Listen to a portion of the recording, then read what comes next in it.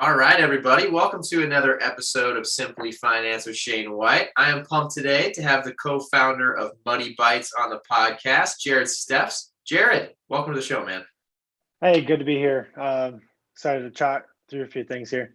I appreciate it. Thanks for taking the time.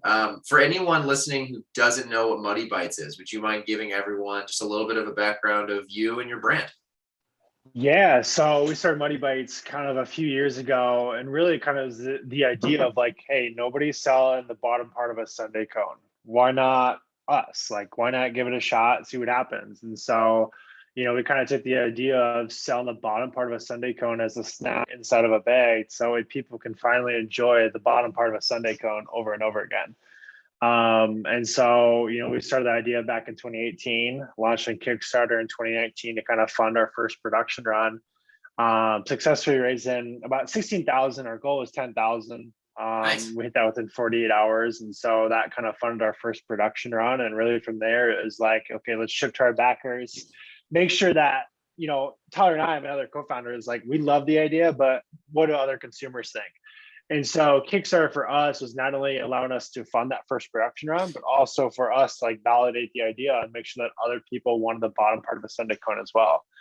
And so obviously both of those went really, really good. We shipped to backers and we're like, okay, now we got to launch the online store. And so we launched that in November 4th, 2019. And then really from there, it was just steady month over month growth. And then of course, 2020 in March, COVID came around. It was like, oh no, like nobody knew at the time what COVID was, and neither did us. And we had this production facility and a lot of employees. We were a young company are like, what do we do now? And so we actually shut down for 3 months, just mainly for a cautionary safety measure for, staff in a small facility. And really during that time, it was like, hey, our line starts open. Order if you want to support us. We'd love you to. And we still did 25 to 50K a month just through Wow. organic sales of people willing to support us during our kind of weird timing. And then we opened up in June. And really from June, we opened up slowly, get staff in there, making sure that they felt safe, so on and so forth. Took us about probably 2 to 3 months to catch up on orders that came in during our shutdown period. And then, after that, it was like, full horses to the wall, so to say, and getting orders back up to gear and really kind of expanding and improving our kind of production capacity to where we can increase production and actually meet demand and not have to worry about production issues. And now we're here today, and just wrapping up 2021 to where we're gonna have a really good 2022 coming up. Love it. No, love it. Yeah, you guys came in. Well, you kind of got rolling at a tough time for sure. And I thought one of the things I wanted to start off with, I thought was cool for everyone who's listening, for people that I've had on here from the CPG industry, I feel like most brands and most products are, for lack of better words, you can test them in your kitchen to some degree. Like we both have a connection through our ex, and like Peter and Jarod made those bars in their, in Jarod's or Peter's, parents' kitchen, and then like was able to like take it out to people in Chicago. For you Right. guys, that seems like that's not necessarily possible without figuring out how to make it first, which seems like almost backwards for like a minimal viable product. Like you can't just like cut off the bottom of ice cream cones or, obviously we'll Yeah. get into it, but it seemed like, how did you guys at the beginning, like even test it? Maybe it's just the Kickstarter to actually run a full production run. Yeah, so like it's kind of like with Peter and Jared with the RX bar. It's like we kind of made them in our kitchen first. That was really where Tyler. So I run kind of a lot of kind of our branding and marketing and social side of things, and Tyler runs a lot of our operations. So really, it was up to like Tyler to figure out, hey, how do we make these at a really good pace to where we can keep up demand. And so he started in his kitchen, kind of like what RX did. It's like, okay, we made them in our kitchen. Let's try them with friends and family first. Great, it went really good. Now we need to do it like a mass kind of, I don't want to say nationwide, but like, anybody in the US could order and just kind of help us validate the idea. And so really from there, it was like, I think 3 or 4 of us guys in I think we had 500 square feet during the time of our Kickstarter, just a very small little kind of kitchen. And we literally made these cones, and it would take us literally weeks just to fulfill a very tiny amount of orders. Cause it's like, we're trying to figure out how to make these cones at like a great scale to where it's actually makes sense, Yeah. because nobody can make a waffle cone this small. So it's like, we got to figure out how to do that. And it really took us 6 months to a year to figure out kind of an R&D process of actually trying to do that at a good scale to where it's profitable. but also scalable. And so we went through that kind of measure for about 2 years, really kind of improving the process. And we finally got to the process to where, we developed kind of our own internal processes to really increase production by over 400% to where we are today. Wow. Got it. Yeah, yeah. And like right from the beginning, I mean, it's funny too, because Muddy Bites, in my opinion, seems like an indulgence. Seems like a snack when you like are craving ice cream or craving like a sweet. Is that kind of like the angle you guys went down? Was just like sometimes when you've had an ice cream cone, you love that end, but you don't necessarily want like this full ice cream cone experience. Was that kind of some of the beginning thoughts? Yeah, I mean, that was pretty much it. It's like, everybody loves a sundae cone. It's hard to find people that don't love a sundae cone. And usually, 9.5 out of 10 times when we ask people, like, what's your favorite part of a sundae cone? Everybody would say that bottom part filled with chocolate. We're like, okay, we got an idea here. Let's go Yeah. try and do it and see what happens. That's so cool. And then when you guys first, figured it out in the kitchen, where did you guys go test these? Because like, did you just kind of go around? I know you're based in Iowa. Did you guys just go around friends and family and try to get some people to try it, or did you launch a website, or what'd you do first? Honestly, like, I think Tyler had his parents try it, and we had maybe like 3 friends try it, and they're all like, okay, this is really good. And then we're like, all right, let's just launch a Kickstarter and see what happens. Because the nice thing about Kickstarter, right, is if you don't hit your goal, you don't get the money. You don't really put a bunch of investment into it anyway. So it's kind of like this win-win situation that if Kickstarter fails, it fails. And, we work on what's next or whatever, but it turned out good. So then from there, it was like, we raised, our goal was 10,000. We just went shy under 1,600. So it was like 500-ish backers or orders. So it's like we had to figure out how to do 500 orders in like a very timely manner of probably 30 to 45 days. Oh And I wow! don't think we were anywhere close to that. I think we finally fully shipped out all our orders in like 2 to 3 months. And And for that really, first order, did you guys hand do them all, or did you guys have the co-man to run something at that point already? no, we did everything by hand. Wow. Every little piece of cone, every little piece of chocolate, like everything goes by hand. So it's this super tedious thing. And at that time, our bag size had 30 bites in a bag. So it's like literally making 30 cones, filling 30 cones with chocolate. And like for time's sake, I mean, like one bag would take us, I off the top of my head, like, a minute or whatever it would say, but like, it just felt like when we're doing 500 orders, each order had, I think, 5 bags at least. So you can just, Oh think yeah. of all the cones and all the chocolate we had to do. And I remember sitting in our facility and we're really mixing chocolate and like this thing's not freaking melting. And so I'm sitting here like wondering, why isn't this chocolate melting? And we got too high of a temperature to where it just like wasn't mixing properly. So it's like we went on those loops of like, okay, we got to figure out how to properly melt chocolate. We got to figure out how to properly set cones. And so like we went all these hurdles over a really 6-month period of trying to figure out how to make Muddy Bites, so to say. And it was quite the journey. And really with our Kickstarter backers, it was like one of our values is just being transparent of like, hey, nobody's made this cone or this product. You would think it would have been made 10 years ago, but it never was. It's like, we're 20 years old trying to figure out this. Please be patient with us. And 99.9% of backers are like, we totally get it. Like, take your time, kind of thing. So it was Oh, really, that's really great. cool to have. Yeah, it was really cool to kind of create that community kind of brand feel behind it. Yeah, I mean, especially I feel like being transparent is that's another thing I learned from RX, that people react usually pretty well when you're just open and transparent and you explain what's going on versus, them not hearing from you and then wondering why they haven't gotten their Muddy Bites. It's interesting too because for what I'm hearing too, do you think if you guys didn't do a Kickstarter, you guys would have had to like go through the process of figuring out how to make them as quickly, and maybe like could that have potentially been in your mind in the past if you didn't have all these orders waiting to be shipped? You just like Yeah. trying to figure out if it was even viable. Do you think that could have potentially been a roadblock that you guys would have stopped altogether with how difficult it was to bring the product to life? Because sometimes I wonder, like, diamonds are made under pressure type of thing. Like, you guys had to ship this order out and it was Yeah. like a hot start. Maybe that pushed you guys to kind of figure stuff out when you normally wouldn't have. Yeah, honestly, that's a great question. I've never been asked that. And I think you're right. Like, I think the Kickstarter almost made like the pressure behind us of like, okay, we've got 500 orders. I don't know the exact number at the top of my head, but we've got 500 orders we need to fulfill. Like, people literally gave us their hard earned money for it. We got to give them a product that they love.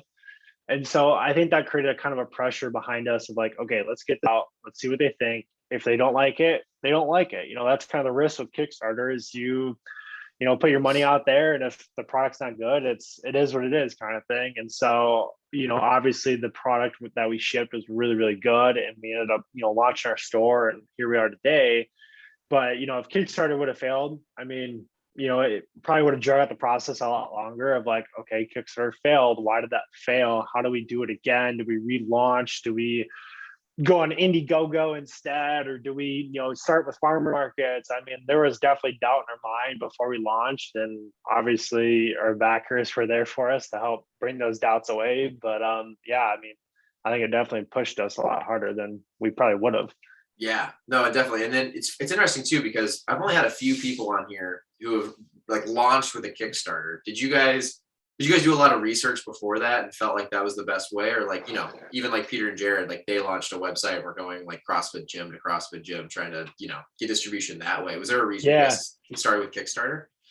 Honestly, the only thing was to really kind of fund first production run, because I think we're like 19, 20 at a time, basically college kids with like no money, like the typical college kid kind of story. And so like for us, it was really just kind of an influx of cash more than really anything. Like I said, we probably could have started small at like farmers markets or, launched our website. But for us, Kickstarter really was kind of main two verticals of one, give us cash. Number two, make sure other people wanted the product as well to kind of give us that validation. Got it. Yeah. No, that makes sense. Okay. Well, love that. No, it's really cool. And Muddy Bites, I was just doing a little research. This wasn't your first, entrepreneurial endeavor, was it? Have you always kind of been someone who just wants to start stuff? And it seems like you've tried a few different things, which is pretty cool.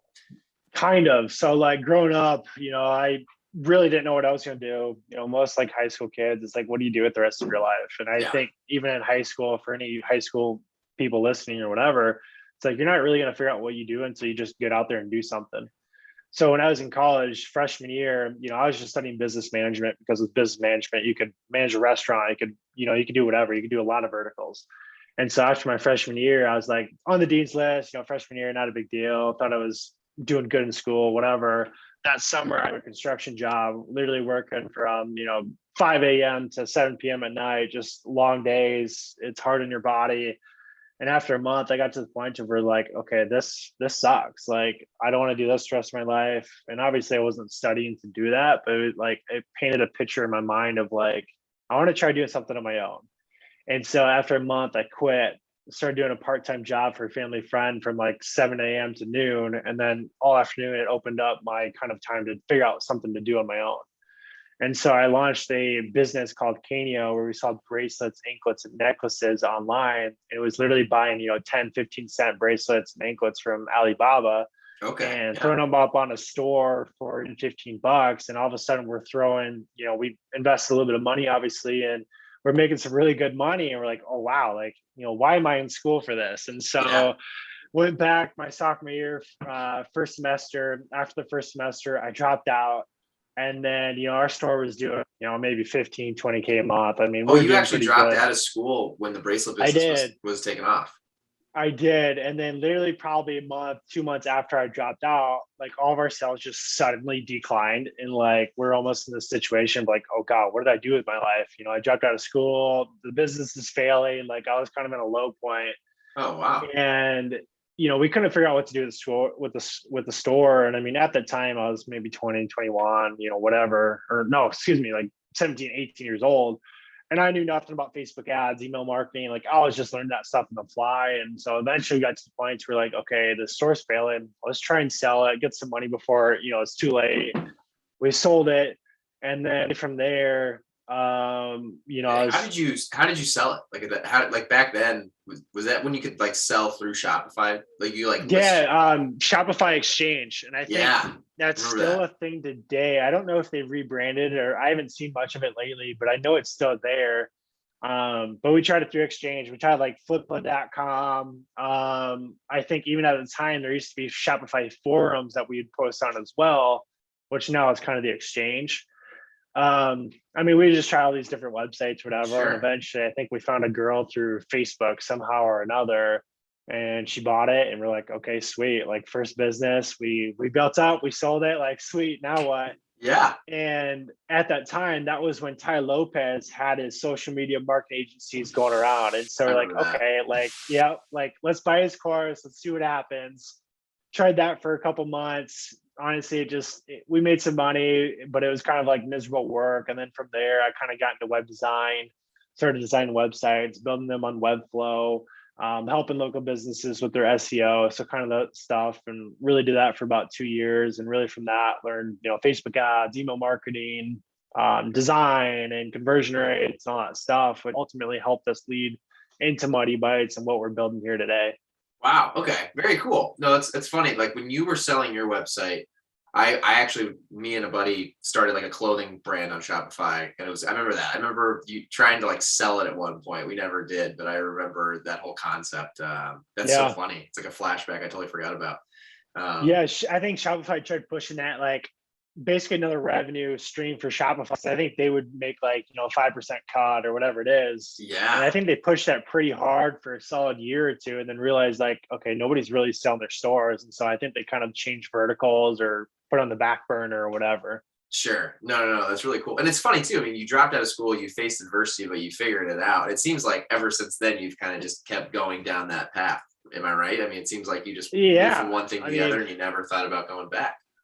yeah, I mean, that was kind of the whole mentality. And obviously, when I dropped out, I had a girlfriend of, 4 years or whatever. And so obviously, it wasn't what she wanted me to do. And so, like, it Sure. even created some like relationship stuff that ultimately worked out. Like, she's my wife now of 2.5 years. But it's not easy decisions. But like, kind of my mentality behind all that was like, I'll figure it out. If something goes wrong, I'm going to figure it out, and I'm going to make something of it and find a way through it, actually. And at that age, one of the questions I had someone on here recently that seemed like they were in a similar boat as you.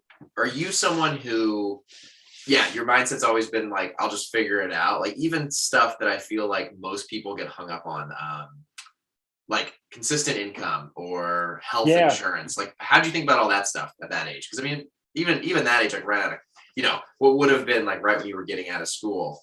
Yeah.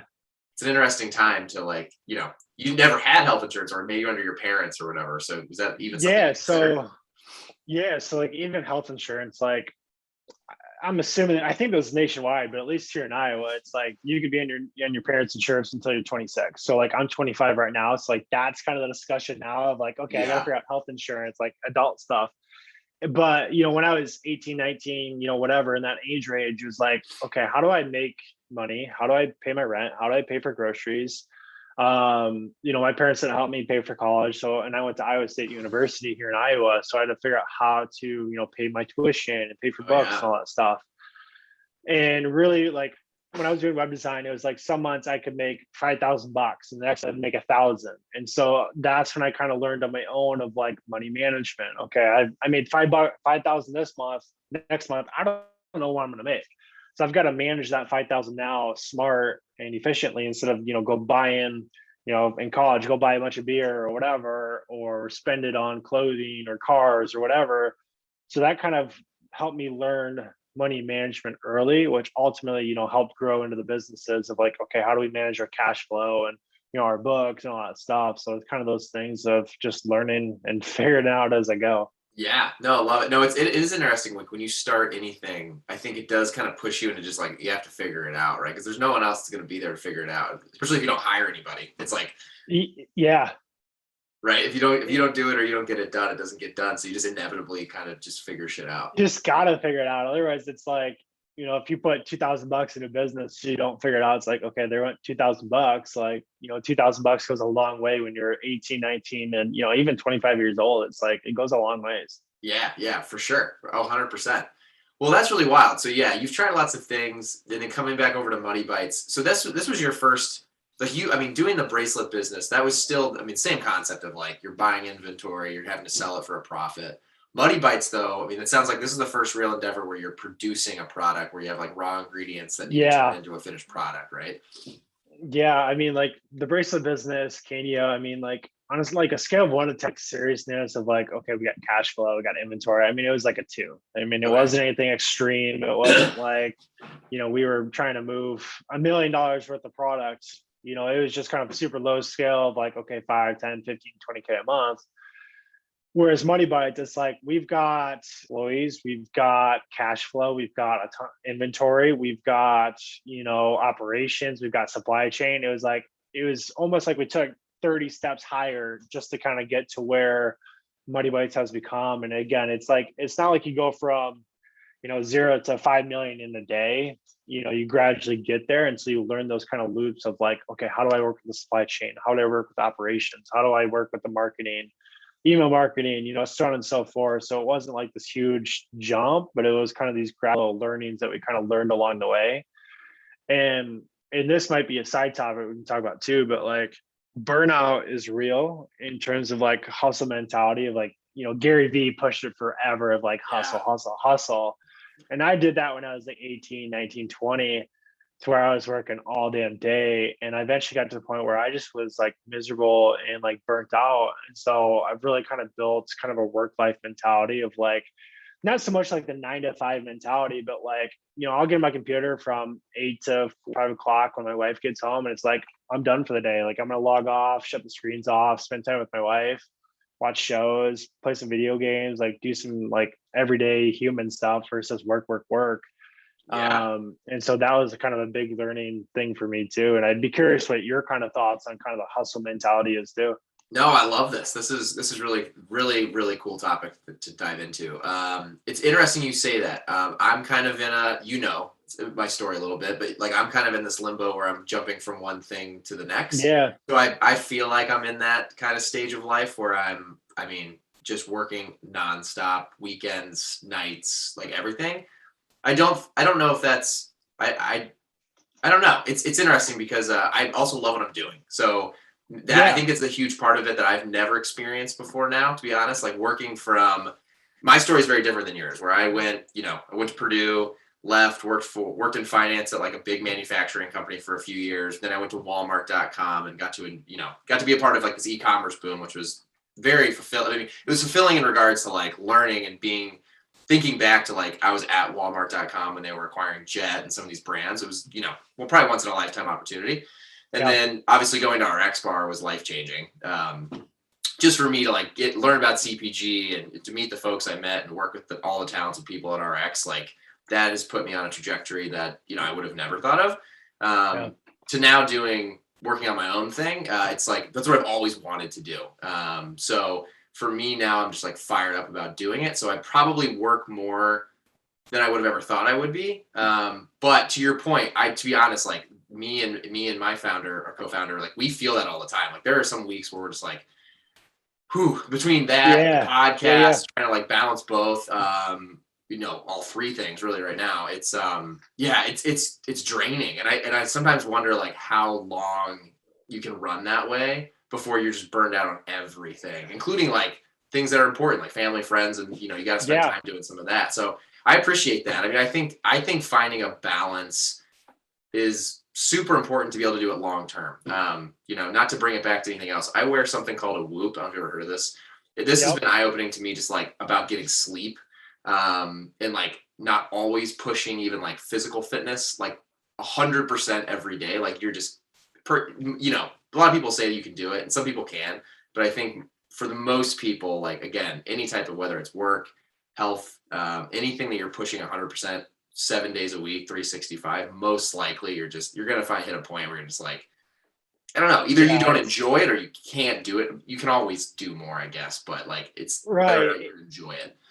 And even with like, even if you do get to that point to where you're kind of burnt out, it's like, you know, it's not that you don't love what you do, but it's like there's got to be a point where it can be a bit overkill to where, oh no, like, what's my next step? Or so that's why I think it's important to kind of find some work-life balance in there. Yeah, no, I love that. I think that's really important. I'd be curious to know, like from your perspective, being a co-founder of a CPG brand, for example, I find that I'm trying to balance so many things in a day. Like I used to use this tool that, and we can get to this in a minute too, but one of the things I use is this like planner that you have to like pick the 3 big things you're going to get done today, and then the rest are like additional things. I was just talking to my co-founder and I was like, I feel like I need like a big 10. Like there's 10 things I like legit need to get done today to move all the needles forward. But how do you do that? Because like I'm sure for you that with all these different, parts of the business, like is there days where like you get to 5 o'clock and you're like, shit, I didn't get to like 5 or 6 really important things. And like if you really do turn it off, you just like not get it done until the next day? Or like how do you think about that? Yes and no. So like one of my kind of ecom friends, so that I've met through like D2C Twitter, is Jeff Sheldon, and he's got a product called the Analog. And so like it's kind of like a paper sheet of to-do list versus like your phone, because I've learned like if I do a to-do list on my phone, I'll check something off, but it's like I get a notification, I get distracted instantly. Whereas if I've got something that's on a physical, note card or piece of paper that tells me XYZ, I can look at that, physically look at that. I can physically cross it off, physically add notes. And so I've learned that's helped me tremendously. And even with that, typically what I do on like a day-to-day kind of like task sheet, so to say, I'll do like 4 to 5 like things I need to do. And so like my morning blocks, I typically don't do any meetings before 10 a.m. That way I have, my day-to-day, I kind of get up at 7. My wife leaves she's a teacher, so she leaves for school about 7:45, 8 o'clock. So like I'm kind of at home with her or whatever. 8 o'clock to 9, I'm at the gym. 9 to 9:15, shower, get ready for the day. And so really from like 9:15 to 10:30, it's like I'm doing stuff that needs to get done ASAP. And then if I have meetings, I have meetings. But then it's like I just go to that sheet, try to get those 4, 5 tasks done. And if I don't get them done that day of, again, as soon as I get to like 4 or 5 o'clock, it's like I'm gonna log off, have what, or talk with my wife, have supper. And if it's like 7, 8 o'clock to where I need to get something done, I'll give it 30 minutes, 45 minutes to do it. And then I'll just push it to the next day. I typically don't get to that point to where it's 4 or 5 o'clock. It's like, oh no, I got to do this. I usually, honestly, I can't even think the last time I got to that point to where it was the end of the day and I didn't get something done that I need to, that I had to do at night. Oh, so wow, I've been really good at kind of just task management, so to say. And I think, again, it kind of goes back to when I was younger with like money management and just getting tasks done and figuring stuff out. So I think time is a huge thing for entrepreneurs to like learn and try to figure out early before it gets to like where it's messy and too late. Yeah, no, I feel that 100%. That's what's the tool called that you said you use? Analog. I think it's from ugmonk.com. Okay, cool. Or Jeff Sheldon on Twitter.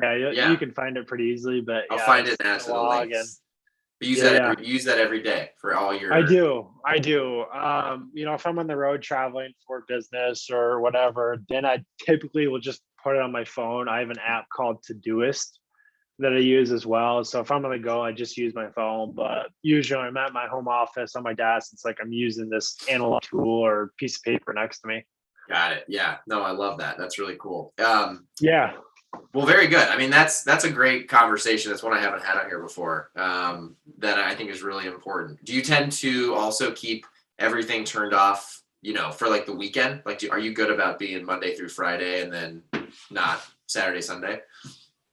Honestly, yes. When I was younger, 18, 19, whatever, I used to work on weekends. And again, I got points where like fatigue or kind of like, I'm working all the time. And so I've gotten pretty good at like 9 to 5, like Monday through Friday kind of mentality. But it's like, I own a business, I do stuff on my own terms.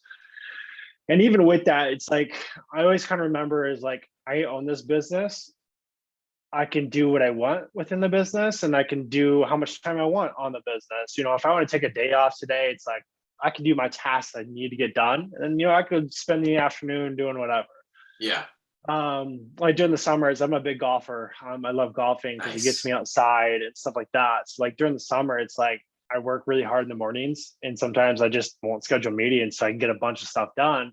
that way in the afternoons, if it's 75, 80 degrees and 5 mile per hour winds, I could go have a beautiful day of golfing. And Love that. so it's been kind of like figuring out your schedule, time management, so you can kind of do stuff that you like to do instead of working 24/7. So Saturdays and Sundays, it's like, spend time with my wife, friends, family, watch football, go golfing, just allow yourself to like get away from the business and just like be a human and, enjoy kind of the, your one life. Yeah, no, I think that's super important. To your earlier point of like the hustle culture, yeah, that you can a whole week, a year can go by if you don't stop and smell the roses per se, right? Yeah, like even this year, 2021 has just flown. It's Yeah. crazy. Yeah, no, I agree. I feel like the last 2 years have gone by faster than I ever remember anything going by. So that's true. I wonder if Yeah, some it's of like that's like I know for me, like, and I don't know if you've been this way, like I used to, my mornings used to start a little bit earlier because I had to be on a train by like 7 to go into in Chicago. Chicago. Yep. Yeah. And then like, it was a mile walk from the train to the RX office. In the office, I usually got there by 8:30, and then I'm gone by 5:45 probably is when I left. So like there was just like the day was so much longer, but like I feel like I got less done. Now it's like Yeah, the moment I'm up, I have a gym in our garage, so I'm just like it's just like I don't have to leave the house to get like everything done normally. sure. So it's just different. I don't know, things have changed. And I'm kind of like almost opposite. So like I get up, I go to the gym because it gets me out of the house for a little bit, Yeah, kind of maybe a little human interaction at the gym, saying hi to people. And so like I kind of like that because it gets me out of the house because sure. I've been working from home for 3, 4, 5 years. So it's like it's kind of nice to get out of the house here and there. And my wife jokes about it all the time. Like I'm almost like socially awkward because I don't talk to people in person as much. Like when we go to like out to eat, sometimes like I'll have her get my drink, or like if we go to through a drive-through, we joke about it all the time. Like I'd rather have her order than me order, and I Oh, think that's that's just funny. kind of like and I think it's kind of like a socially awkward thing, just because I'm from home for so long, to where it's like I don't have much human like face-to-face interaction, and I think and it might sound weird, but it's like it's one of those things that like you just kind of learn, and I'm trying to kind of improve on, so to say. And I Yeah. think getting to the gym every day kind of helps overcome that, so to say. Makes a ton of sense. It is kind of weird. You think about it, like working from home and like all we do is Zoom now. If Yeah. you don't go out and do anything, it is kind of strange, like over time, what that's going to do. I feel a huge difference. Like being on Zoom calls with 100 people is the weirdest, has been some of the weirdest parts of COVID. It's Yeah. like, I haven't seen these people in 2 years. It's just strange. Yeah. And so like when you get to meet people again for the first time, or, over a break, it's like there's almost like a face of like awkwardness of like, oh, hi, like what do we talk about now, kind of thing, Yeah. besides work all the time. So They're like small talk. um yeah, it's like the awkward small talk. And I think that's for kind of like that socially awkward thing from the whole COVID situation of everybody working from home. And everybody, a lot of the big corporations moving to like a hybrid office type mentality where 3 days are work from home and 2 days are at office. And so I think COVID kind of opened up the eyes of like, everybody can work from home, but I think there's also a degree of like you almost got to get in office at some point, so you just get some of that human to human interaction. Yeah, for sure. Especially if you want, like, if you need, for companies that want to establish a culture, I would say. Like, is that for you guys at Money Bites? Like, how does that work for you? Are you guys all remote at this point? Yeah. So like, pre-COVID, we were kind of in this mentality of like, let's put a central location. Let's try to get as many people in our office as we can. And then all of a sudden COVID hit, and we're like, we might have to switch that up. And so all of our team we're pretty much remote. Like Tyler and I, we're both in Iowa. We're about 3 hours apart. Jessica, who works on our social and content team, she actually lives about 15 minutes away. So like we're probably the closest between our whole team here. And then we've got 4 people in our warehouse in North Sioux City, South Dakota. So obviously those guys work every day with each other face to face. And then we've got Sarah, she lives down in Des Moines here in Iowa, or excuse me, Ames here in Iowa. And then we've got Emma, who lives up in Chicago. So it's like Oh, most okay. of our team's remote. A lot of our team have not met each other face to face until recently. We all flew out to Chicago about, probably 3, 4 weeks ago now. And we all met for the first time. We all went out to eat. We had some drinks, and we had a really, really good time. And so like that for us was like validation of like, we're a really awesome young core team. We're starting to build that culture. And so it's really good for us just to kind of get everybody in one place. and just get to know each other a lot deeper. And that human interaction is really, really good for us.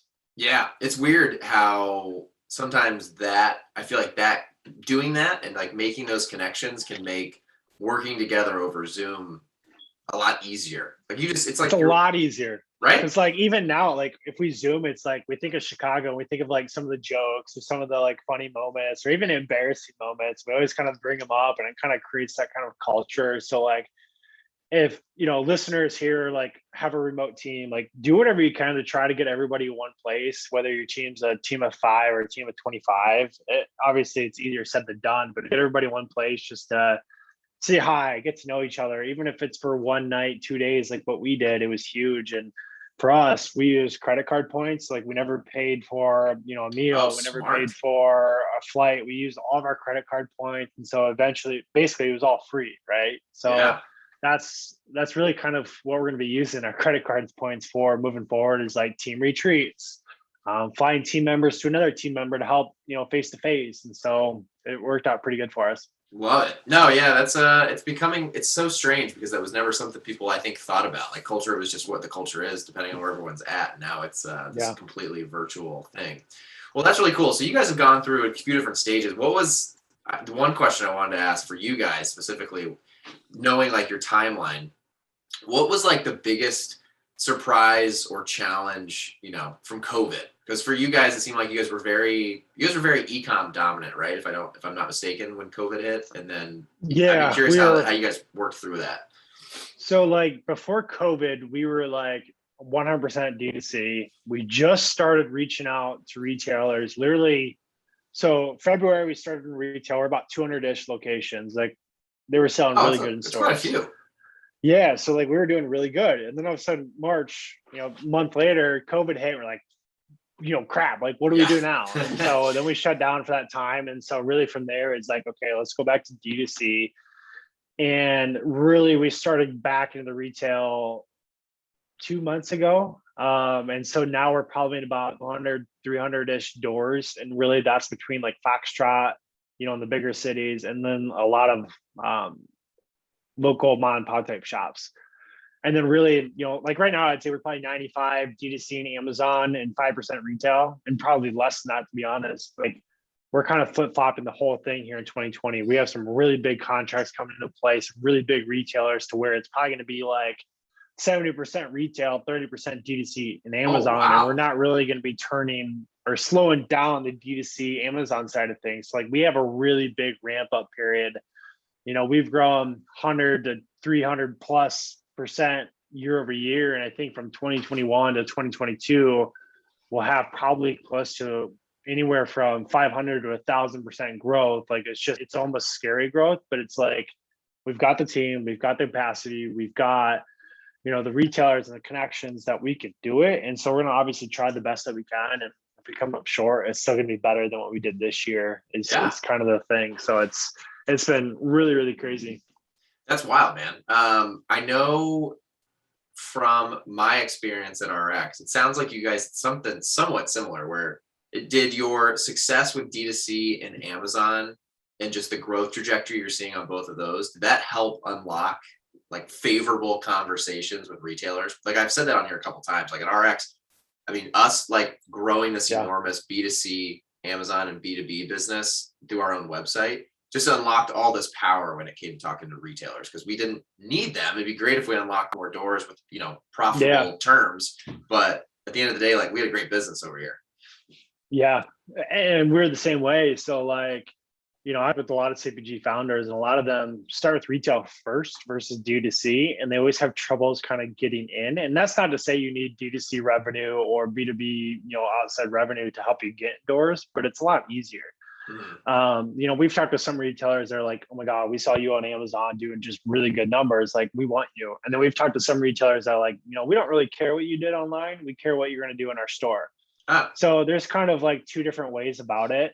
But like, even like our social brand awareness, we've gone viral a ton of times where we've done some videos have 20 million views, and like, those kind of videos and virality that we've had have really opened up those connections. Because if we talk to retail, they're like, oh, I've seen you on social media, or I saw your post on XYZ. We've even had Target reach out through our website. Literally, the category buyer contacted us through our website, went through our support channel, and then moved on to us. So like we've been very fortunate and lucky. Not many brands get that lucky to where category buyers from Target and Walmart are reaching out to us versus the other way around. So we've been Yeah. super fortunate on that. But brand awareness, D2C revenue and statistics can definitely help you get into stores, whether it's through your own deck. If you're presenting to a store and you say, hey, we did 500,000 D2C, we have a proof of concept, let us go into your store, test this out, expand us from there. It's a lot easier to do that. I can only imagine. And what I think is cool about your guys' product too is, do you have any true direct competitors? Like, is anyone else doing the exact same thing? No. So like that's the other like really kind of blessing, but also kind of challenge is like we're Yeah. kind of creating a new category.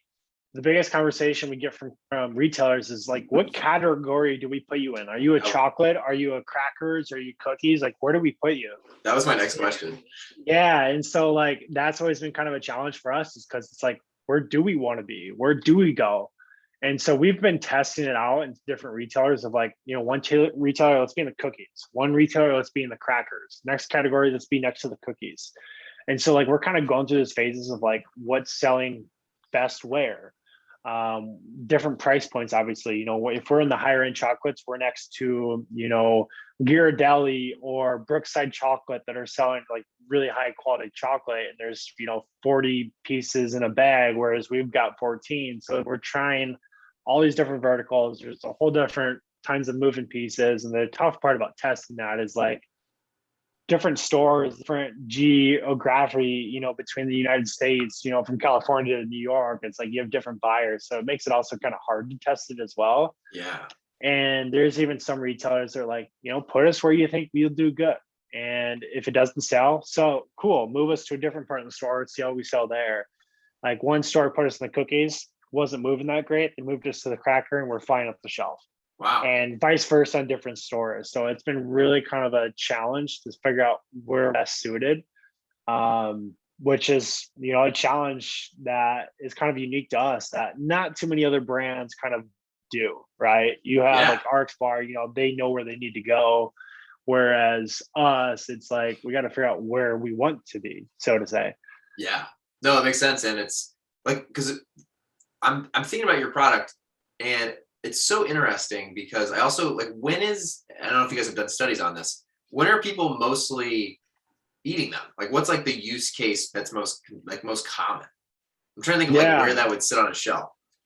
And honestly, it's widespread.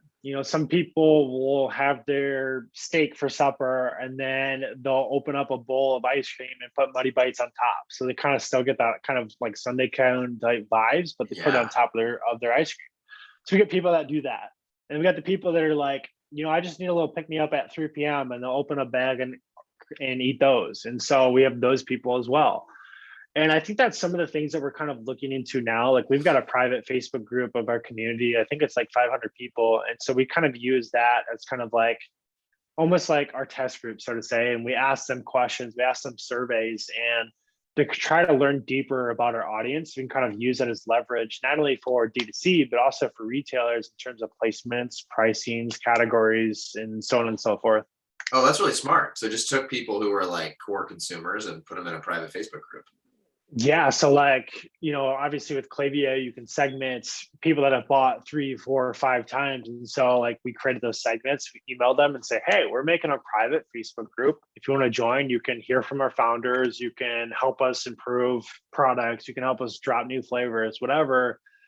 And we've quickly grown it up. I think we're at 500, 600 people. And eventually we want to get that to, 5,000, 10,000. Because really that's kind of, I don't want to say own channel, because obviously Facebook owns it, but it's like, it's kind of one of those assets that like, it feels like it's kind of your group. And so we kind of see it as also like a sales and marketing channel as well. If we've got 1,000 dedicated fans that have purchased 3+ times in a Facebook group, we can post saying, hey, new flavor just dropped. Go be the first ones to order it before anybody else. And so that's been really big for us. And obviously the other piece of that is just any feedback surveys we want to send. It's like, we post in there and we can probably get 50 to 100 survey requests back. So it's really kind of a great community. That's huge. Yeah. I mean, it was funny at RX, we got to this weird point where we were like scaling so fast. We tried to do something similar to that. Yeah, It just like didn't get the focus that I think it would have if we were earlier on in our like story. Um, yeah, because we wanted to do something like that where we would send them, basically flavors that we were, testing and working on, and let them like try them before they were real flavors, and some of that creative stuff. Because like those core consumers at the beginning that are passionate fans, it's like yep. invaluable information.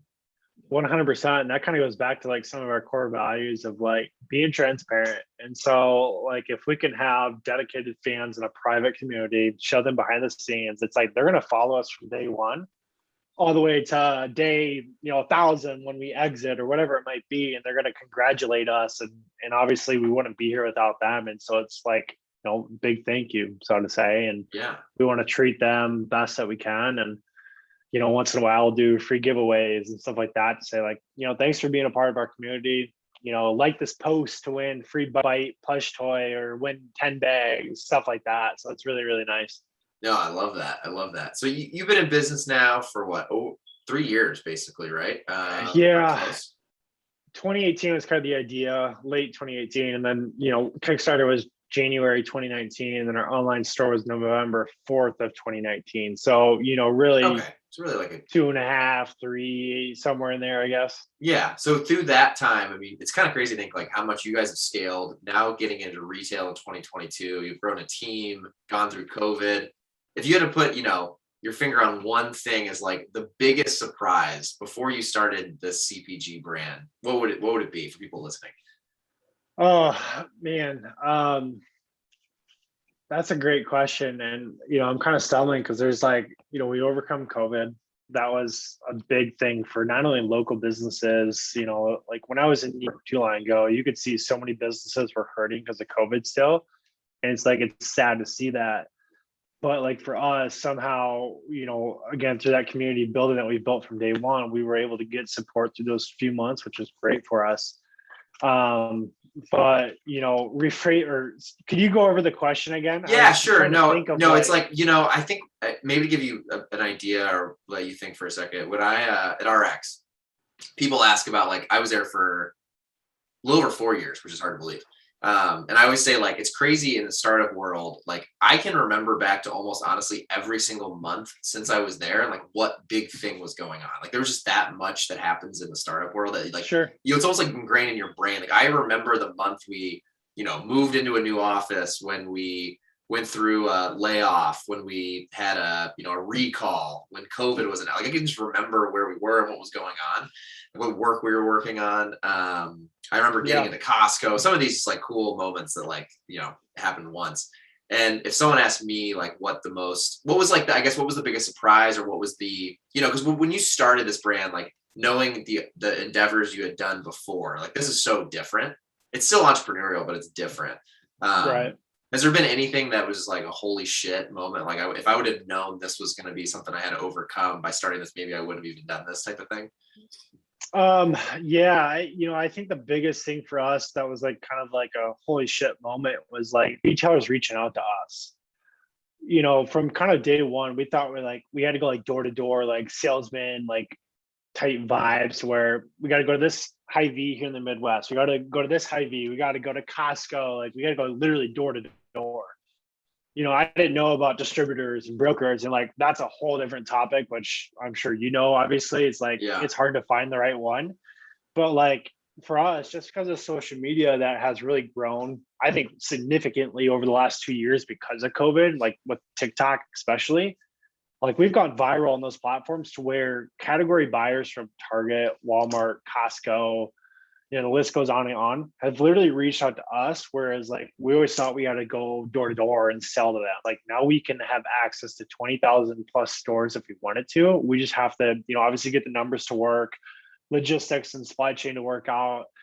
And we could be in 20,000 locations next year. And that's obviously our big goal right now. Is we're going to go from, I'd say by the end of the year, probably 300 locations to be safe, to probably 10, 15, 20,000 locations next year. So like, it's really kind of a big jump. And that's all because of like social media, to be honest, and creating that brand awareness and letting people come to us out our wholesale forms on our website, meetings and phone calls with category buyers. So that's been like, I think I remember when Target reached out to us, it's like, holy shit, like Yeah. this girl from Target, the category main buyer, their HQ reached out to us. It's like, we could go on all the Targets if we wanted to. We just have to get everything to work right, and we can do it. Yeah. No, that's crazy. And you guys are in a powerful position. And honestly, for everyone listening, if, interested in starting something, in my opinion, I've had a lot of people on here. You guys have a story and a way of doing it that was really smart. And it has a lot of similarities, in my opinion, to the way RX kind of went through their stages of life. Scaling it online first and getting a profitable base and then having the leverage to then go to retail is, if you can do that and you're patient enough to wait for the right opportunities, we turned down some of those big retailers multiple times because pricing wasn't right or profitability wasn't right. We waited, made it better, and improved, and then came back. So no, that's really cool. Great answer. Yeah. And I think even to add on that really quick too, it's like, we talked with Walmart a year ago, and that was pre-COVID, and we just didn't have the capacity to do it. And obviously COVID hit, and like we just started the Walmart conversations a little bit again now. So it's like, even if something doesn't work now with the retailer, for anybody listening or whatever, that's not to say that it won't work from 6 months to a year now. Like, keep those conversations going, keep checking in, keep giving them updates on your business. Like, if now doesn't make sense, 6 months doesn't make sense, like do a 6-month check-in and say, hey, like, I just want to check in. Like, now is still not the best time, but I just want to let you know on what we're doing to help improve that. And then when time is ready, they're like, oh my God, like, I'm so happy your progress is gone. Like, let's do this. And so it really kind of opens up those gates, just keeping that open line communication. Yeah, no, love that. Great advice for everyone listening. I know we're getting close to the end of time. So the last couple questions I would love asking every founder that comes on here. The first one you kind of already answered, but I'll let you either rephrase it or if there's anything else that you'd add.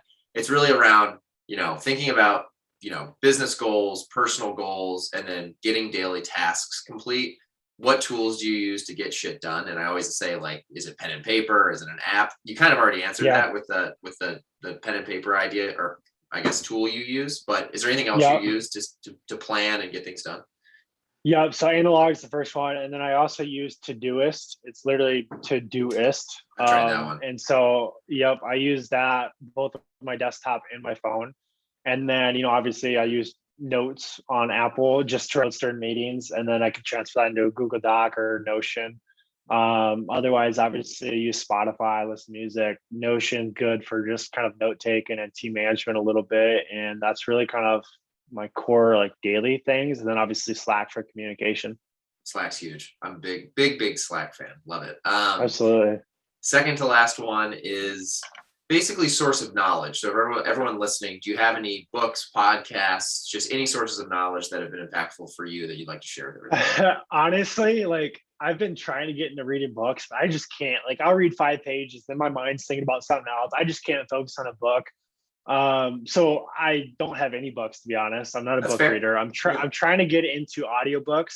I was gonna say, have you tried audiobooks? That's what I usually do. I do audiobooks while I do my cardio, funny enough. And that's the thing, like, I try to at gyms, and it's like I'm listening to a book, trying to get amped up, trying to pump some iron, it's like I can't get fired up, so to say. So then I switch to music.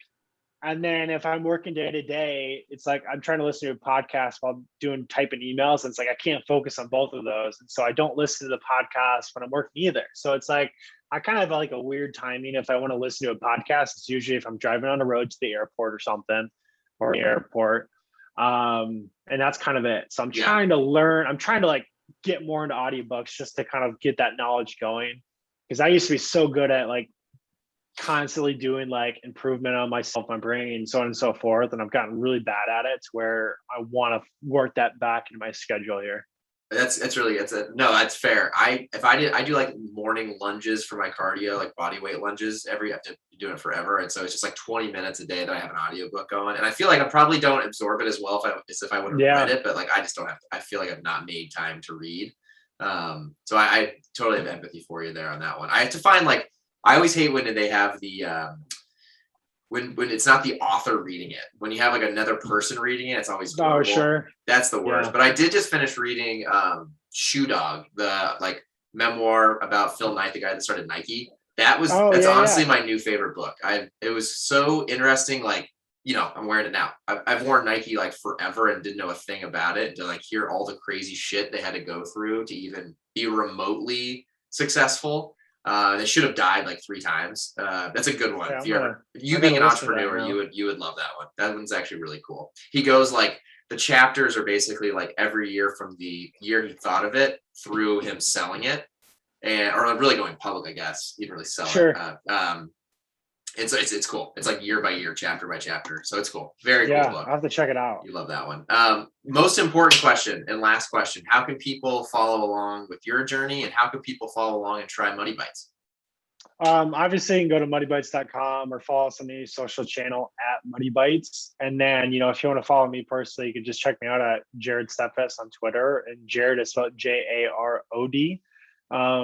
So, and I do share, I'm trying to kind of like, I don't want to say build in public, but I'm trying to kind of, share some of my learnings and stuff like that too. So, yeah. Oh yeah, love it. Well, Jarod, thank you so much for the time, man. This was a great conversation. Loved it, and Absolutely. we'll share all these links and everything with the listeners. And hope you have a good one, man. Thanks for taking the time. Sounds good. Thanks, Shane. Awesome. Thanks, Jarod.